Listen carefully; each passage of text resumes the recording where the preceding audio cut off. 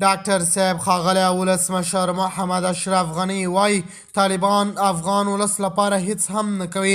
ولې داسې غلي ناست دي؟ ولې طالبان له پاکستان سره داسې غبرګونونه نه ښیي؟ د ښاغلي ولسمشر محمد اشرف غني تازه طالبانو ته غبرګون ښودلی. هغه ورته ویلي دي چې حکومت نیول اسان دي خو د هغه ساتل او تحکیم یې سخت دی. ډاکټر صاحب ښاغلی غني په غږیز پیغام کې ویلي باید د افغانانو ملاتړ وکړي او پاکستان ته یې غاښ ماتونکی جواب باید ور په برخه کړي.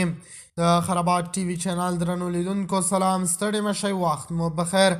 هیله لرم چې جوړ او روغ به یې په سر کې یادونه کوم که خرابات ټي وي چینل مو نه وي سبسکرایب کړی په درنښت سره خرابات ټي وي چینل سبسکرایب کړئ. پاکستان کې د افغانانو پر وړاندې خپل ناوړه چلند باید ختم کړي. ډاکټر صاحب پخوانی ولسمشر محمد اشرف غني ویلي چې پاکستان د افغانانو سره خپل ناوړه چلند پای ته ورسوي. پخوانی ولسمشر اشرف غني په تورخم کې د افغان د وژل کېدو په اړه په خپره کړې اعلامیه کې ویلي چې دا خورا خواشینونکې پیښه ده.